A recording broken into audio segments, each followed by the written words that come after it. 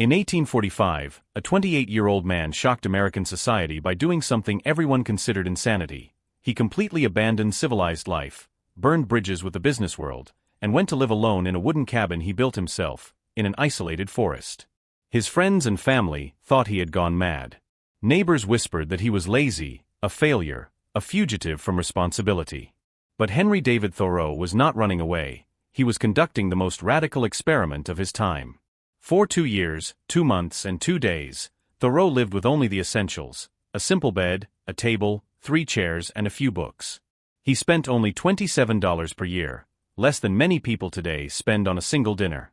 While his contemporaries worked 12-hour days in factories and offices to buy things they didn't need, he devoted only a few hours to the physical work necessary to survive. The rest of the time, free to think, write, contemplate, and discover something that would forever change our understanding of wealth and happiness.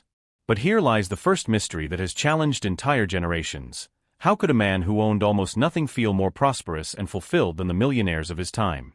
The answer begins with a disturbing revelation about our modern society. Today, 178 years after Thoreau's experiment, we live in the greatest epidemic of anxiety and depression in human history. Paradoxically, this happens precisely at a time when we have access to more goods, technologies, and opportunities than any previous generation.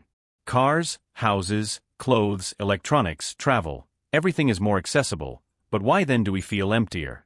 The truth is brutal. We have been programmed to believe that happiness is a simple mathematical equation. More money equals more things equals more status equals more happiness. This formula seems logical on the surface, but it hides a devastating psychological trap that has destroyed entire lives without people realizing it.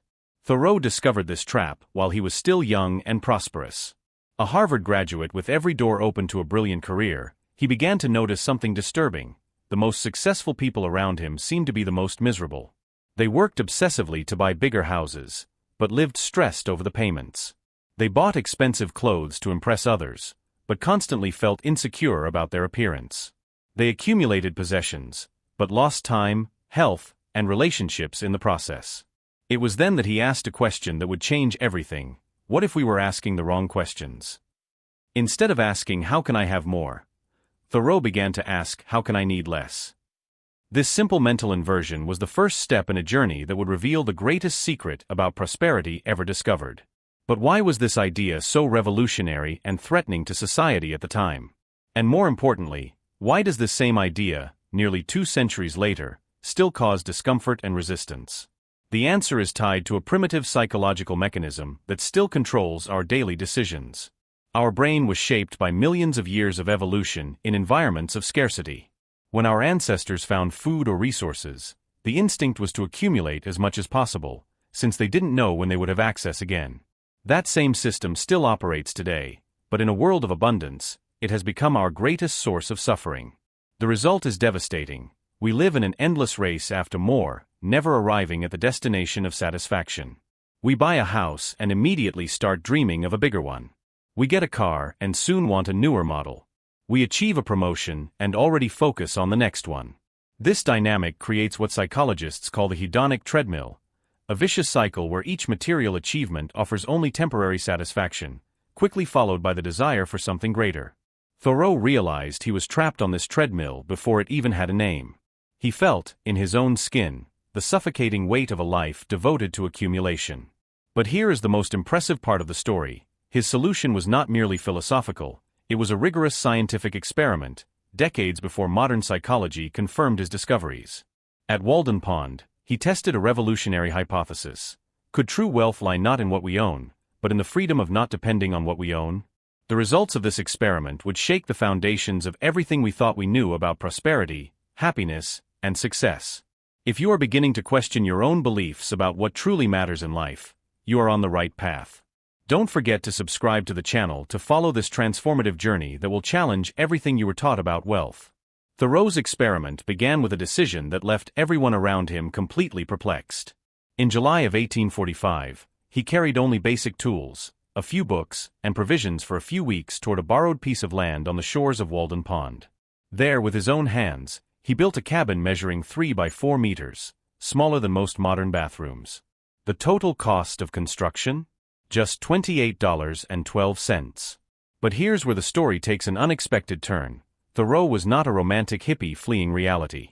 He was a brilliant intellectual, a Harvard graduate, who had deliberately chosen to live this experiment as a scientific investigation into the nature of human happiness. Every decision was calculated, every simplification had a specific purpose.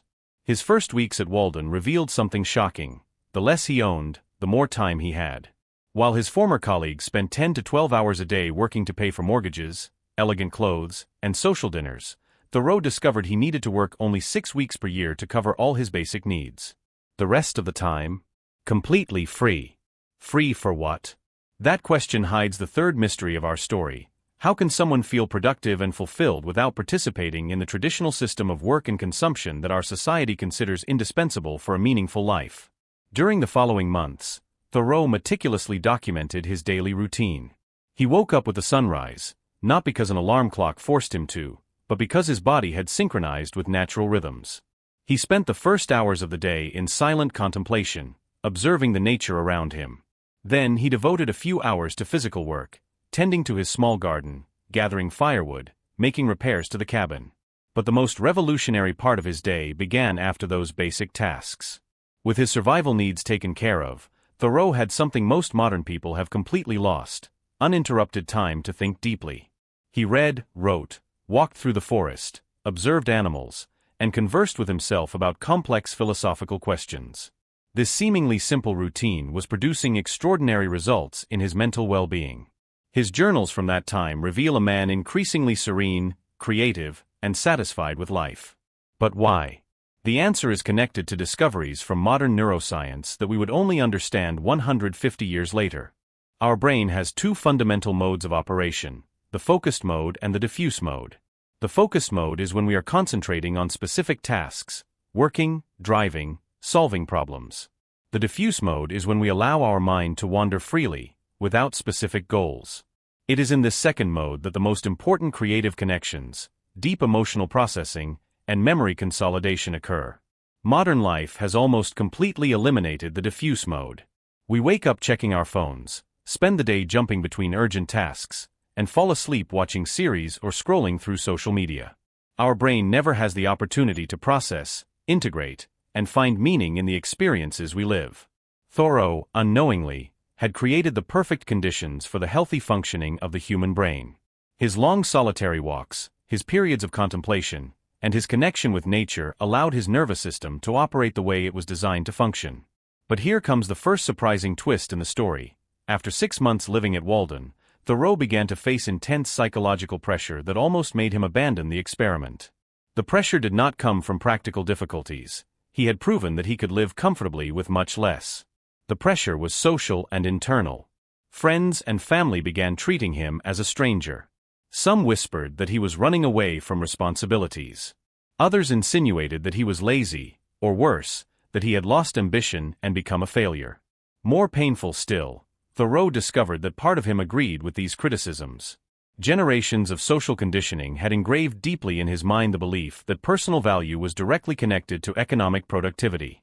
Even while living the richest and most satisfying experience of his life, an inner voice insisted that he was wasting time, squandering his potential, being irresponsible. This inner psychological battle reveals the fourth and deepest mystery of our journey. Why is it so difficult to abandon a system we know does not make us happy? Why do we keep chasing goals that we intellectually recognize as empty? The answer lies in the addictive nature of modern consumerism. Just like chemical drugs, the pursuit of status and material possessions activates the same reward circuits in the brain. Each purchase, each promotion, each new object of desire releases a small dose of dopamine, the neurotransmitter of pleasure. But, as with any addiction, tolerance builds quickly. We need increasingly larger doses to feel the same satisfaction. Thoreau was experiencing something equivalent to withdrawal syndrome. His brain, conditioned to constantly seek external stimuli of validation and pleasure, was protesting against the simplicity and silence. It was as if a part of him were screaming, "Go back to the real world. Do something productive. Make money. Buy things."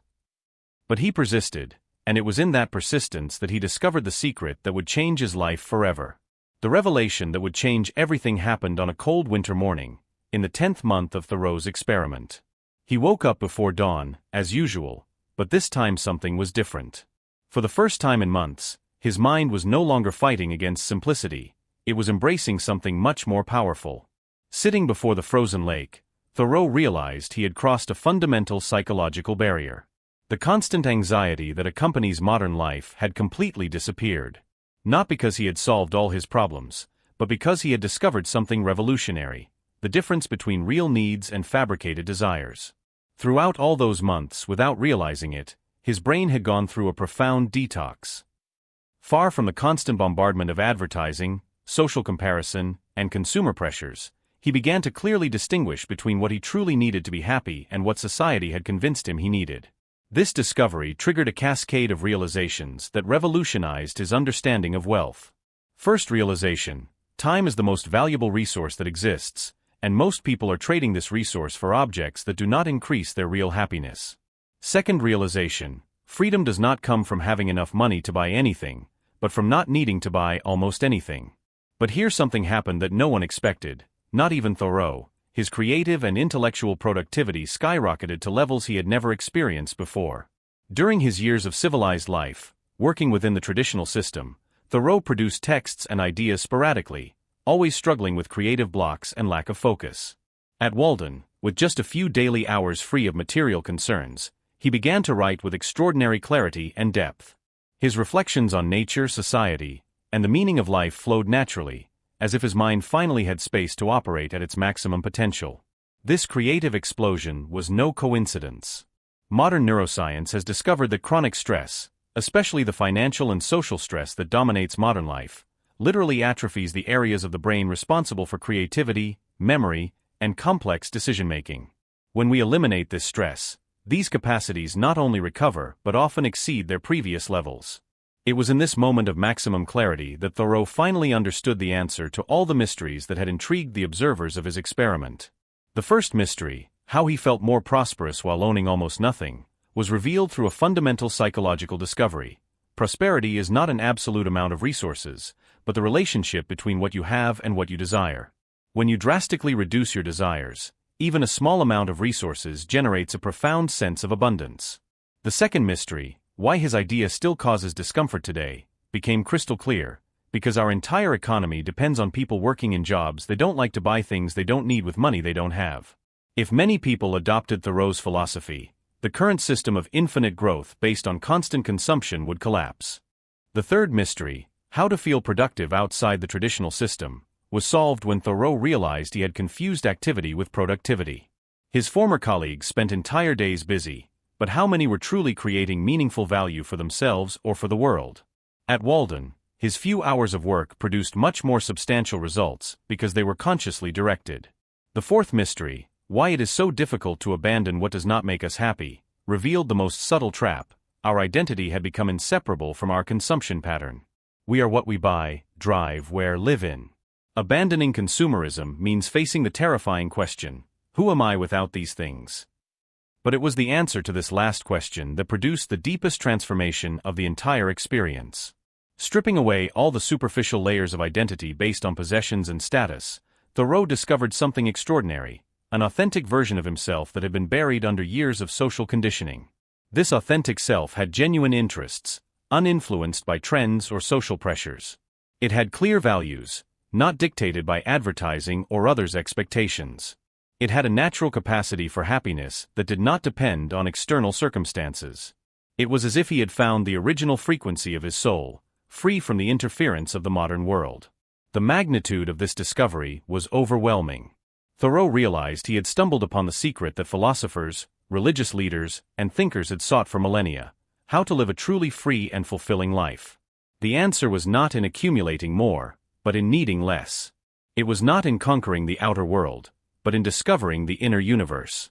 In that moment of complete revelation, watching the mirrored lake perfectly reflect the cloudless sky, Thoreau understood that his experiment had ended. Not because it had failed, but because it had been an absolute success. He had proven his thesis and discovered truths that changed not only his life, but could transform anyone willing to question their most fundamental beliefs about happiness and prosperity. In September of 1847, after 2 years, 2 months, and 2 days at Walden Pond, Henry David Thoreau made a decision that surprised both his admirers and his critics. He returned to civilization. But not as the same man who had left. He returned transformed, carrying with him discoveries that continue to revolutionize lives almost 2 centuries later. His decision to leave did not represent a defeat or abandonment of the experiment. On the contrary, Thoreau had achieved exactly what he sought: scientific proof that it was possible to live a full, rich, and meaningful life with much less than society considered necessary. More importantly, he had developed a practical system that anyone could apply, regardless of their financial or social situation. The first principle of this system was happiness accounting, a revolutionary way of evaluating consumption decisions. Instead of asking only "can I afford this?" Thoreau learned to ask, "how much of my life do I need to trade for this object?" If a purchase cost $100 and you earned $10 per hour, the real cost was not money, it was 10 hours of your limited existence. This perspective completely transformed consumption decisions. That more expensive car did not cost just an extra $200 per month. It cost 20 additional hours of work per month, 240 hours per year, more than 1,000 hours over a 5-year loan. 1,000 hours that could be dedicated to family, hobbies, rest, personal growth, or anything that generated real happiness. The second principle was inverse wealth, understanding that true prosperity was not measured by what you owned, but by the freedom of choice you retained. A person with few possessions but no debt had more real freedom than a millionaire trapped in payments, responsibilities, and social expectations. Freedom to change careers, travel, dedicate time to personal passions, or simply live without the constant anxiety of financial obligations. The third principle, perhaps the most powerful, was desire detox, a systematic process for distinguishing between genuine needs and artificially created wants. Thoreau discovered that most of our consumer desires do not arise organically from our real needs, but are implanted by advertising, social pressure, and constant comparison. When he returned to the world, Thoreau applied these principles in a practical way, but without extremism. He never preached that everyone should live in isolated cabins. That was never the message. Instead, he showed how it was possible to maintain the mental clarity and freedom he had gained at Walden, while still participating normally in society. He went back to work, but chose activities aligned with his values. He continued buying things, but only after applying his happiness accounting. He maintained social relationships, but without allowing others' expectations to dictate his life choices. He found balance between participating in the modern world without being enslaved by it. The results were extraordinary. Thoreau lived the rest of his life with a serenity, creativity, and satisfaction that impressed everyone around him. His writings about the Walden experience became some of the most influential texts in American literature. His ideas about voluntary simplicity inspired movements of social transformation that persist to this day. More importantly, he proved that his discoveries were not valid only for him. Hundreds of people who applied the principles developed by Thoreau reported similar transformations: dramatic reductions in anxiety, increased creativity, deeper relationships, and a general sense that they were finally living their own lives, not the life others expected them to live. Modern science has completely validated Thoreau's observations. Longitudinal studies show that people with simpler lifestyles have significantly lower levels of cortisol, the stress hormone, greater activation in brain areas associated with happiness, and more robust immune systems. Research on decision fatigue confirmed that reducing unnecessary choices improves the quality of important decisions. Economic data reveal that families who adopt principles of voluntary simplicity build wealth faster, not because they earn more, but because they spend consciously. They free financial resources for investments that truly matter: education, meaningful experiences, real financial security. But perhaps the most powerful validation comes from positive psychology, which has discovered that the greatest predictors of lasting happiness are not income, possessions, or status. They are autonomy, meaningful relationships, a sense of purpose and gratitude. Exactly the elements Thoreau cultivated through his philosophy of needing less. Today, we face challenges Thoreau could not have imagined. Social media that intensifies comparison. Digital advertising that follows us constantly. More complex economic pressures. But paradoxically, this makes his principles even more relevant and necessary. The moral lesson that emerges from this journey is both simple and profound. You have the power to completely redefine what a successful life means. You don't need to accept the definitions imposed by society, media, or family pressures. You can consciously choose to prioritize time over money, experiences over possessions, freedom over status. This is not a message of deprivation or misery. It is an invitation to discover a smarter, more sustainable, and genuinely satisfying form of prosperity. Thoreau did not abandon the world. He found a better way to live in it. The question that remains is not whether you have the courage to live in an isolated cabin. Few need or should do that. The real question is, do you have the courage to deeply question what you truly need to be happy? Do you have the courage to experiment with needing less in some aspects of life to discover whether it offers you more of what really matters? Thoreau's experiment remains open. The results are proven. The only remaining question is whether you are ready to discover your own secret of needing less. If this journey awakened something in you, subscribe to the channel and share this message. The world desperately needs to rediscover that real prosperity is not measured by what we accumulate, but by the freedom, peace, and authenticity we gain along the way.